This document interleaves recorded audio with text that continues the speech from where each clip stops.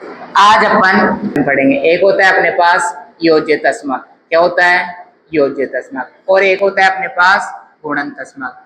क्या होता है? गुणन तस्मक। अब ये अपने क्लास 8 में इससे एक क्वेश्चन आ जाता है बोर्ड एग्जाम में, ठीक है। योज्य तस्मक क्या होता है? ऐसी कोई भी संख्या हो, अगर अपन उसके साथ कुछ भी जोड़े, क्या करें? कुछ भी जोड़े, तो उसका मान क्या नहीं होना चाहिए? परिवर्तित। अब ऐसी कौन सी संख्या है जिसके साथ अपन कुछ जोड़े और मान परिवर्तन हो? जैसे मैंने कोई भी संख्या ली, अगर मैं उसके साथ जीरो जोड़ूंगा, क्या जोड़ूंगा? जीरो, तो अपन को वही संख्या प्राप्त होगी ना? क्या होगी? वही संख्या। अब इसी प्रकार जैसे मैं कोई एग्जाम्पल ले लेता हूँ, जैसे मैंने लिया कि 3 में क्या जोड़ू? जीरो, तो मुझे 3 ही प्राप्त होगा ना। तो ये जीरो क्या हुआ? योज्य तस्मक। क्या हुआ?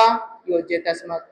इसी प्रकार अपन बात करें किसकी? गुणन तस्मक। ऐसी किसी भी संख्या के साथ मैं क्या गुणा करूं, क्या गुणा करूं कि मुझे वही संख्या प्राप्त हो जाए। मतलब मैं किसी भी संख्या के साथ क्या गुणा करूं कि मुझे वही संख्या प्राप्त हो जाए, तो वो होती है एक।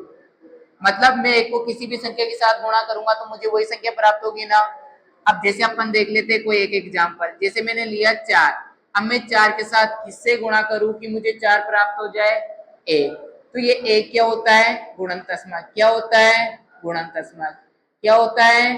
गुणन तस्मक। अब तुमसे बोर्ड एग्जाम में पूछ लेता है कि परिमेय संख्याओं के लिए, किसके लिए? परिमेय संख्याओं के लिए योज्य तस्मक का मान कितना होता है? जीरो। कितना होता है? जीरो। चाहे पूर्ण संख्याओं के लिए पूछे, चाहे पूर्णांक संख्याओं के लिए पूछे, योज्य तस्मक का मान कितना होता है? जीरो। इसी प्रकार परिमेय संख्याओं के लिए गुणन तस्मक का मान कितना होता है? एक। कितना होता है? एक।